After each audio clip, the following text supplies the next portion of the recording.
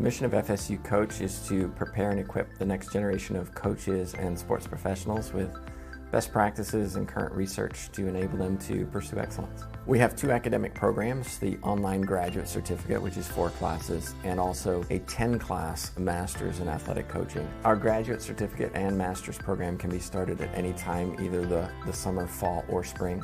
The types of classes that we offer focus on the athlete as a whole person. We focus on the theory and practice, the research, the helping skills. I came to FSU Coach because I truly believed in the mission and the purpose of the program. I think I have my dream job being a head coach at Florida State, but I know there's always more ways that I can help my athletes and better prepare as a coach. If you're interested in going into coaching or joining the FSU Coach program, I would just say don't even think about it and do it.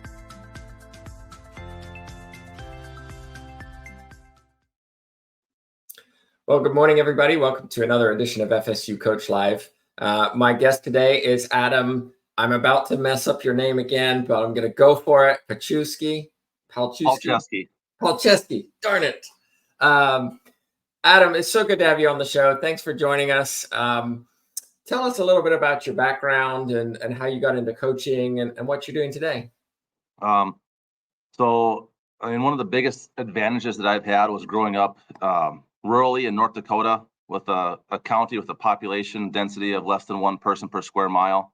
Grew up on a farm, worked really hard, and had an opportunity after high school to go play football at North Dakota State University. And things just kind of aligned there where I got some phenomenal instruction on coaching from some great coaches, guys who have won national championships at the highest level of college, guys that are in the NFL that have been NFL head coaches. And those guys really gave me a great base.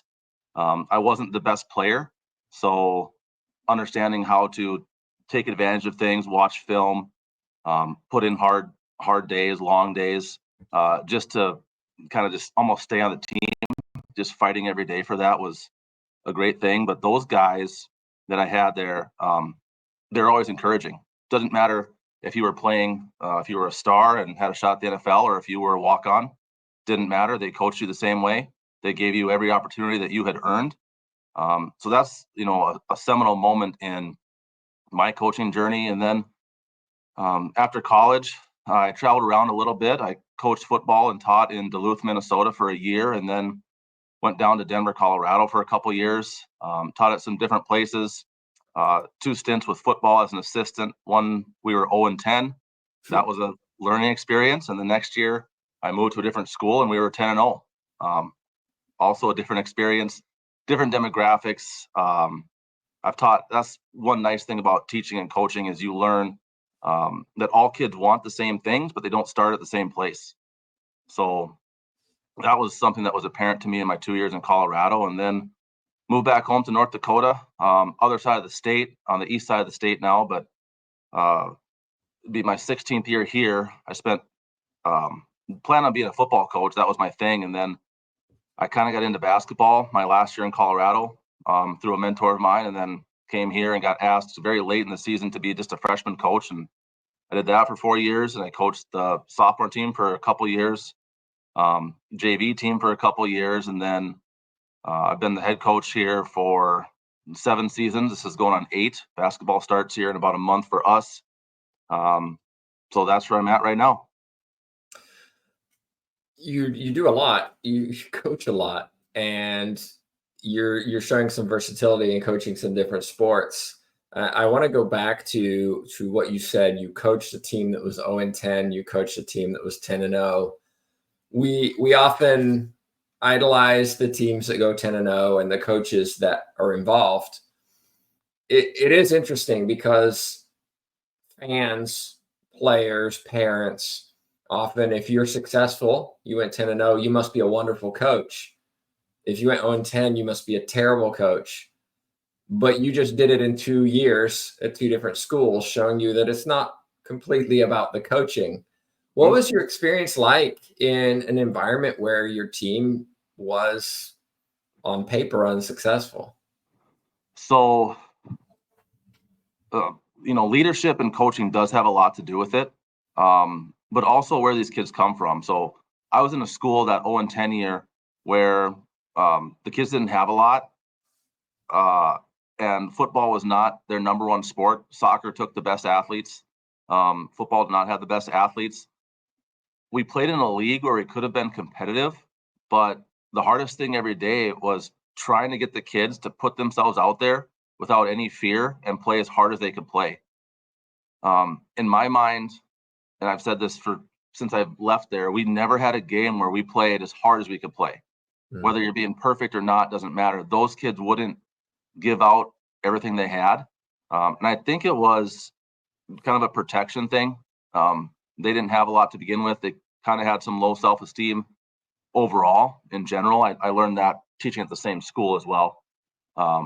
So it was a way to say to themselves, they didn't win, that, well, I didn't try that hard, or the coaches, those things kept creeping in. And then the head coach and the offensive coordinator at the time, they made excuses. And that's something that just bothered me, because with my college experience, we moved classifications during my time in college. So we had some difficult games against some really good teams, and we'd come away with a close loss. And Craig Bull, who was the head coach at Wyoming, was my head coach at the time. And he said it after our first really close loss against a big team. He said, there are no moral victories. Moral victories are for losers. So that mindset, to me, where if you play as hard as you can play, you actually do have a chance to win on the scoreboard, not just a feel-good thing. And sometimes that is what it takes. Sometimes you are not talented enough and you just can't beat the number one team in the state. But having that mindset where you are pushing and getting the most out of your athletes and kids is something that stuck with me. And I remember being on the sidelines, and our coaching staff, the head coach, they're yelling at the officials to not call penalties because we're behind by so much, not realizing that, maybe we should clean up the penalties. Yeah. We have a lot of control over how our kids play.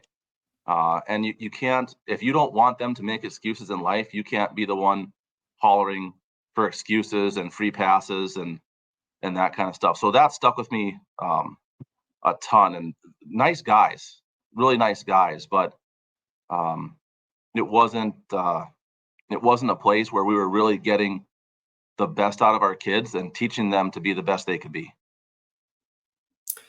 You've coached basketball, football, track and field.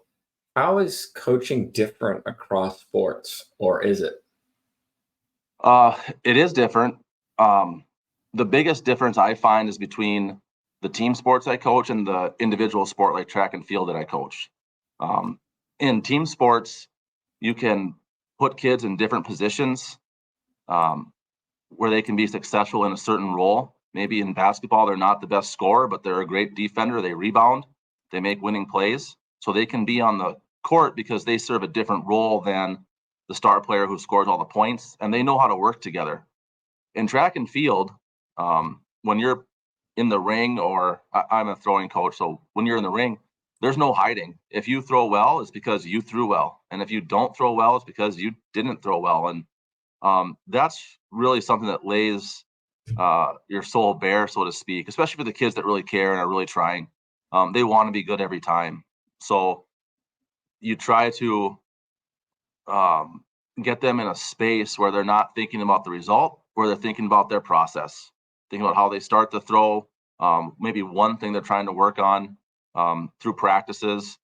And a lot of times, especially when I first started coaching track and field, the students, the athletes, they wanted feedback after every throw, and they got to get used to not needing that all the time and getting their own feedback, feeling how their body feels when they throw a discus or a shot put.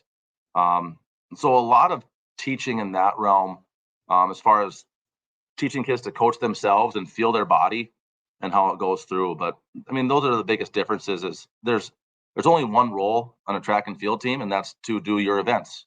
Whereas in basketball or football, you can move kids around and put them in different positions to be successful based on the tools they have. You're working in the school system, and when you're working with adolescents, parents are also attached to that responsibility. How have you managed may be the wrong word. How have you worked with parents to ensure that parents aren't the problem in your program? Well, I have seen it where they are, but not as a head coach so far.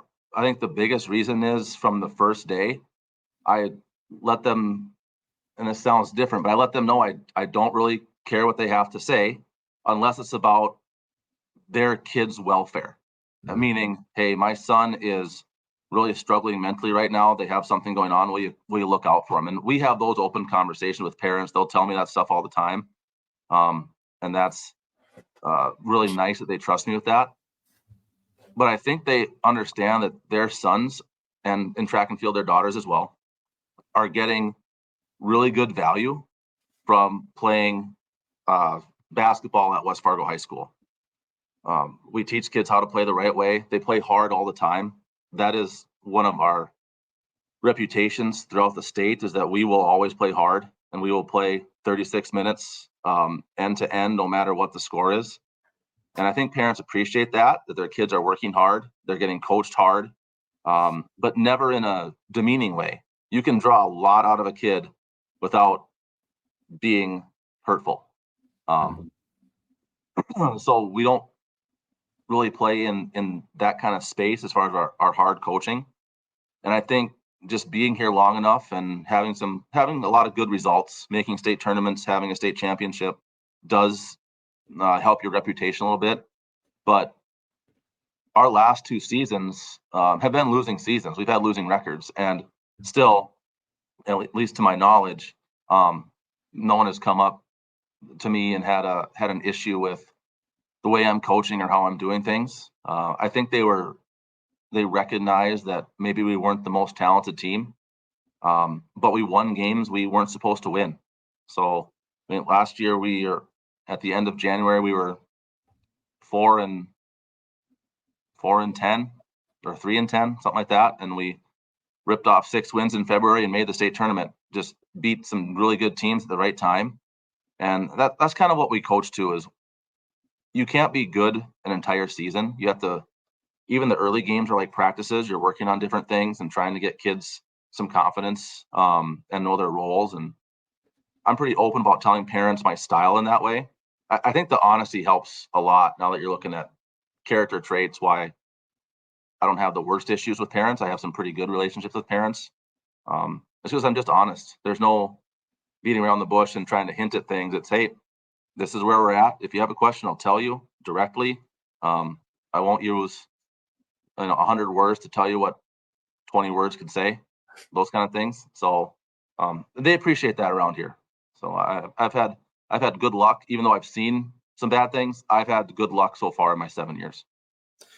You said, I wrote it down, you can't be good the entire season. Expand on that a little bit by what you mean.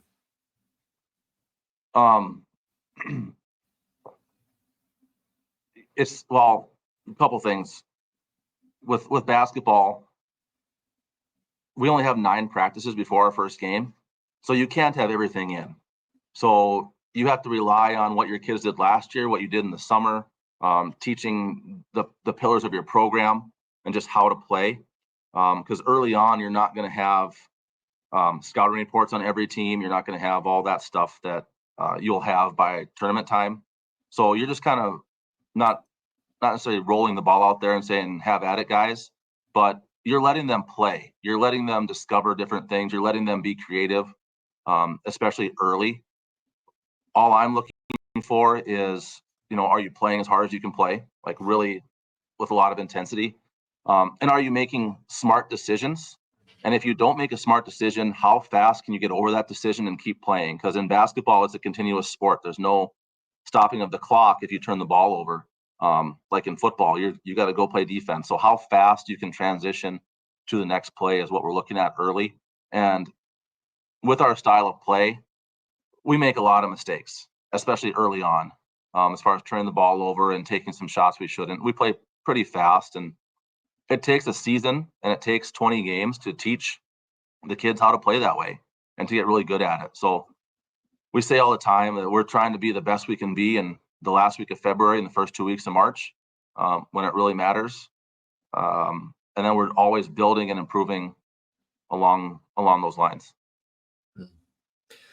Now, the assumption may be when you're in this coaching role, you've got the parents on board that things are good.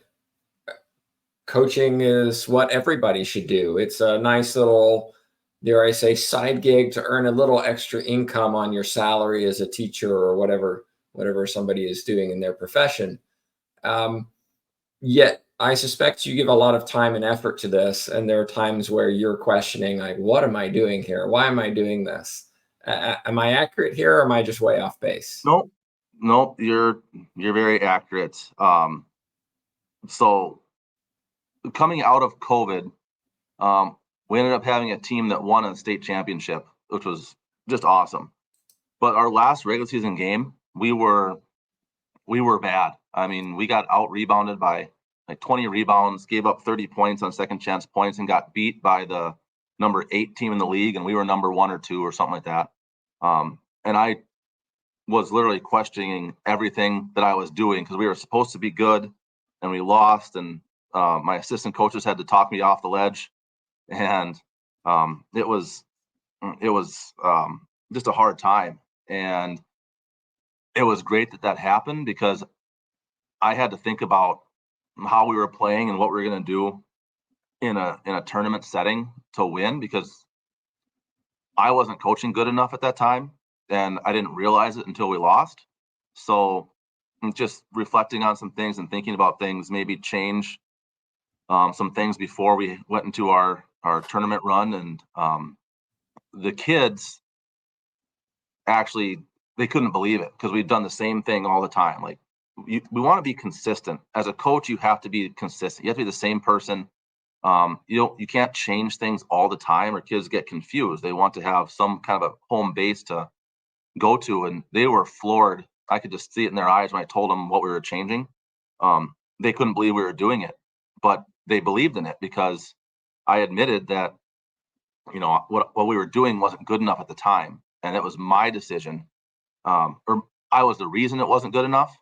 So they respected that honesty, and they bought in, and we played well at the end. But when you're losing, or when the kids maybe aren't responding in time, or in track and field, it's always a struggle to get kids out. In North Dakota, our track and field season starts at the end of February, and the snow's not off the ground until the end of April. So there's always challenges, and it means something. It matters.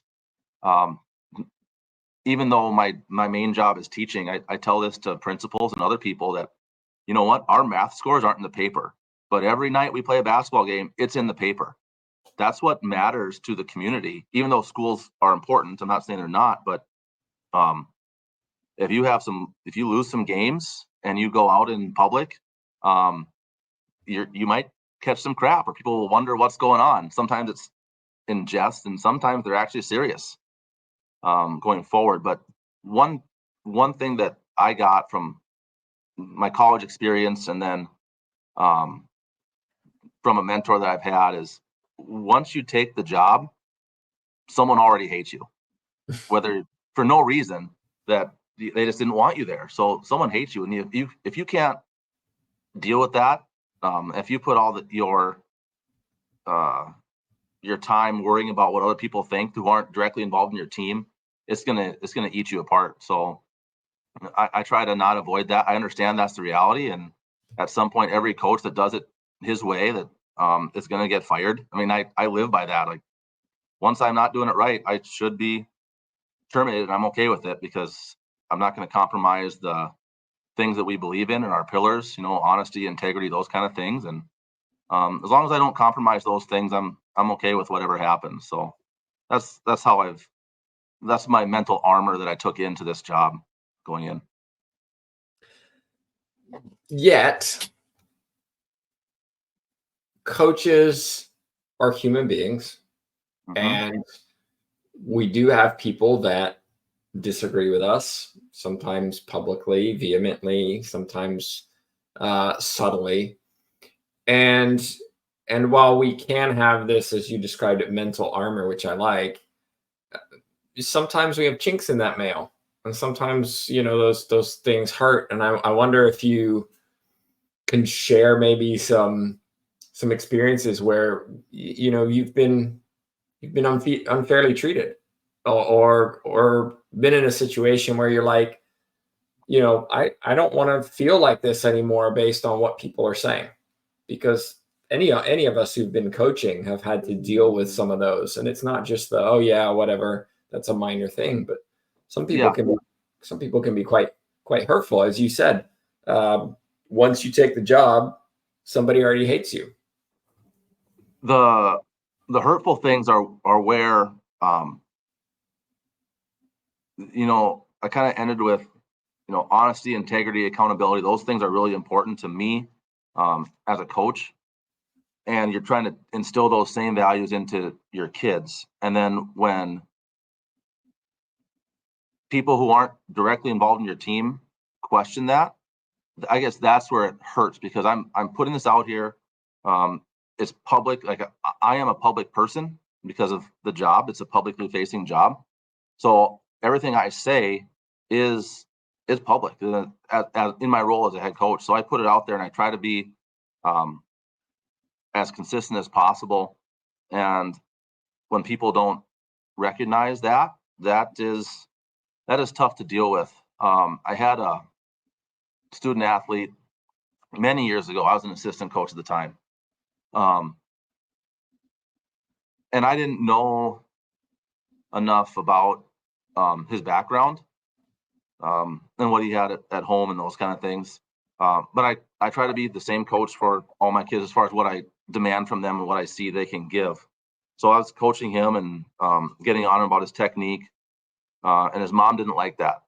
And instead of coming to me and having a conversation, it got escalated to the athletic director with a letter. And every letter is always an anonymous letter.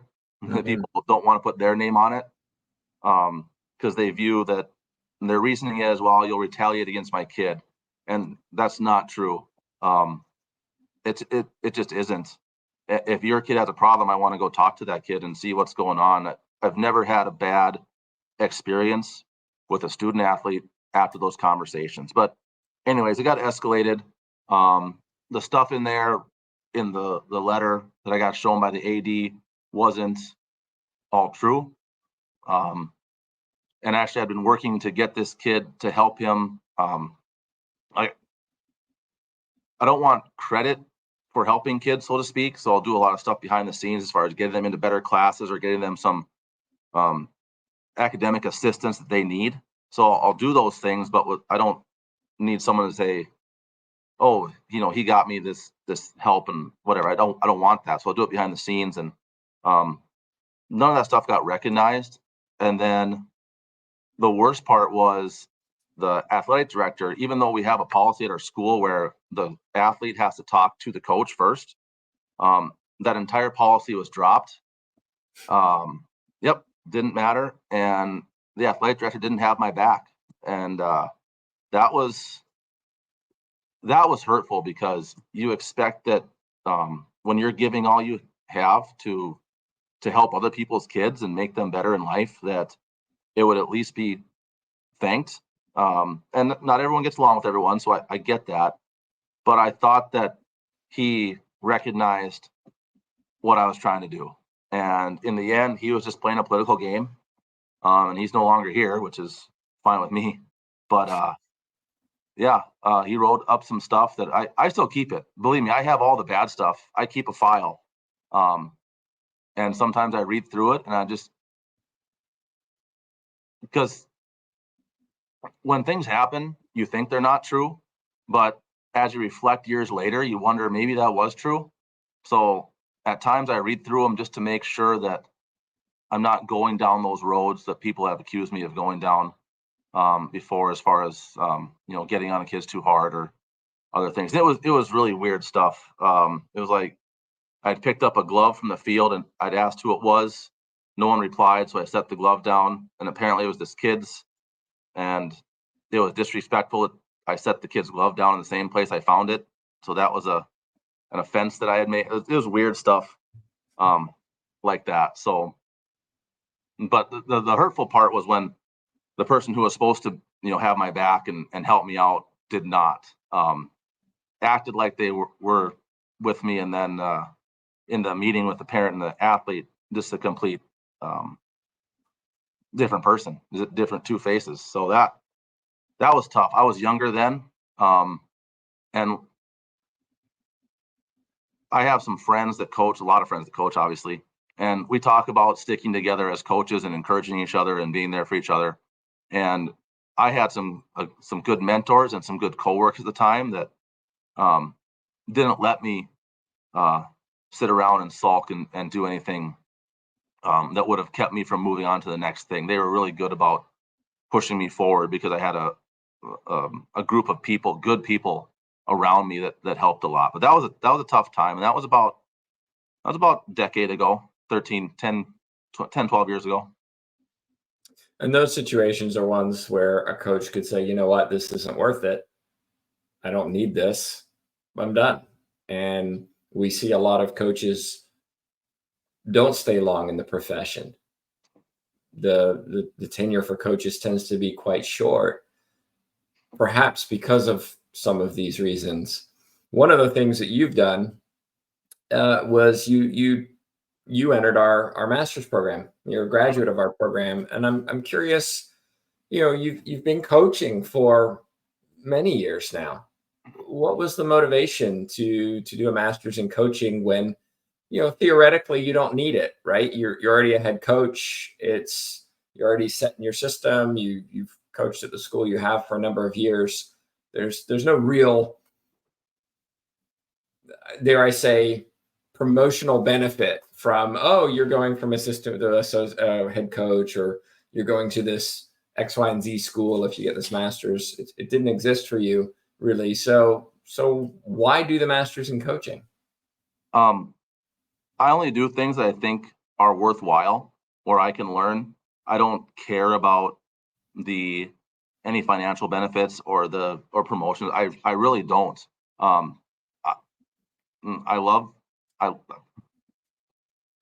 have some values that I, again, try to live by. And one of those things is do things that are worthwhile. And it took me about a year of kind of reading about what you guys do and looking at some stuff and following your posts on Twitter. And I realized this is worthwhile. I can learn something here. I love learning. The journey is never, I don't want to be the same person next year as I am this year. It's just not, it's not interesting to me. I want to be more interesting and talk to interesting people and do things. And it even started in one of your classes, and I think you put a lot of quotes out there on Twitter at the time as you were doing Alex Ferguson's book with a class leading, and that actually started it. I started reading that book kind of on just following you and on that recommendation, and like this is great. And soccer is a different sport than anything I coach, but leading is leading. I remember I always look for a quote of the day on my basketball practice schedule where the kids have to memorize the quote and say at the end of the day and how it applies to what we're doing. So I'm looking up quotes from good coaches, and Anson Dorrance, the UNC soccer coach, he comes up a lot. So I started just researching him and then researching what people say about him. And Mia Hamm talks about he would be a successful coach in any sport he tried to coach because of how he does things. So I realized that I need to be more than you need to have an entire leadership system that you're implementing wherever you go and whatever you're doing, because I think it'll apply not just to coaching, but in any leadership applies in any realm. And if you're well led, if your organization is well led, you will usually be successful. And when those times happen where you're not successful, you'll be able to pull out of it because you have leadership. And that leadership aspect was probably the biggest reason I signed up for the FSU Coach Masters program. thinking now in terms of holistically the course of your coaching career, what what have you learned that others need to maybe be aware of, learn themselves, skills they need to develop, maybe even before they go into coaching? The biggest skill that has helped me over the last decade is learning how to listen. Mm. Um, I listen to a lot of podcasts. I have a lot of drive time. Bus rides in North Dakota are long, so you put the headphones on and listen to things. And um, I started listening to the Tim Ferriss podcast. He's a business guy, but he interviews people, and he has a lot of introspective people with some deep thoughts, and they will turn it around on him and kind of let him be the experiment, and they'll interview him back. And one skill that I got from him is when he says, or when they say something that's maybe a little not controversial, but personal, and you're wondering where to go with that. Are they going to keep going or not? He'll just gently say, "Tell me more about that." Hmm. And that cultivating that skill, especially post COVID, with some of the conversations with my athletes, has been huge. I spent an entire practice couple seasons ago. We had a student athlete going through a lot of stuff, and it's practice time. Well, he and I met in the coach's office for the full 2 hours of practice. And it was him just talking about things, and I'd sit there and he would talk. And when he was done, I'd just say, "Tell me more." And he just kept talking. It was like a psychology session, more not even a coaching session. But that's where I've evolved to, is the guy who takes care of these kids and helps them through their problems. Yep, basketball is important. And one thing that is not understood, I had a friend who I was bringing the coaching on our team. It was his first year, and that same day, he was having this really hard time with me not being at practice. Like, why is he just talking to his kid the whole time? Mm. But my trusted assistant, who's been my JV coach the entire time, like, "Don't worry, we got it." And they had a practice schedule. They ran through practice. Everything went just fine, and it was what was needed for everyone. And making a choice. I am the head coach, so I have to make choices. And I made a choice that day to not be at practice and be with this kid who needed someone to be with him. So, I mean, and I've seen both sides. I'm on the side that just says, "Tell me more and I'll listen." Even if it's about me, even if it's something I'm doing, I don't care. I mean, a 16 and 17-year-old kid has all these emotions, and they can be mad at you. They have every right to be mad at you. Maybe you did something wrong in their eyes. Who's to say that I have to control how someone else feels? That's wrong in my opinion. So I wanted to know everything that he was dealing with, between personal life, teammates, me, all those things. I let him talk, and it's an open place where they can say exactly what they want to say. There's no punishment for being critical. If you're not critical of me, then I think I'm doing everything hunky dory, and it might not be. And then when they ask questions, I can explain things too, which helps. But like I said, I've seen both sides. I've seen coaches who bring a kid in to their office because the kid's having a hard time, and they'll ask leading questions and almost answer the question for them, like, "You don't think you should be playing more than so and so, do you?" Or, "You don't think you're our best scorer, do you?" Things with a negative connotation, and that just silences kids. And I've seen it way too often, and it's actually sad, and it's really ruined some kids' experience in all kinds of sports. So the ability to listen and allow kids to be critical of you, because at the end of the day, if you really know what you're doing and you have values that you're trying to teach and impart, you have to be reflective on yourself, and you also have to try to give those kids opportunities to be honest with you if you're not living up to those values. It's not everyone's trying to make everyone better. Like, I've never been criticized by a student athlete who's not actually trying to help me. It's and just recognizing that and getting your ego out of the way and just listening with real care is a great skill. Yeah, active listening is a skill that we don't really practice very much, and is communication is a talk I do from time to time, and your comments reminded me of Lord Chesterfield's quote, which says, "Many a man would rather you hear his story than grant his request." And a lot of times we may not have the answers as coaches, we might not have the solutions, but sometimes they just need to get it out. And you being there and being willing to listen to that is often the catalyst for resolution, even if it's not something you can solve. And I'll go in the same vein. The kids now know that it's an open space, like they can say those things. Because if you don't, and you have this conversation in your mind, like if you're a student athlete and you're having this two-way conversation in your own mind, like what's he going to think? You end up causing way more suffering to yourself than you would if you just asked those questions and had those conversations. And since we're quoting philosophers, Seneca said we suffer more in imagination than in reality. So just I posted that yesterday, right? Did you really? Yeah. It's a great one. Yeah.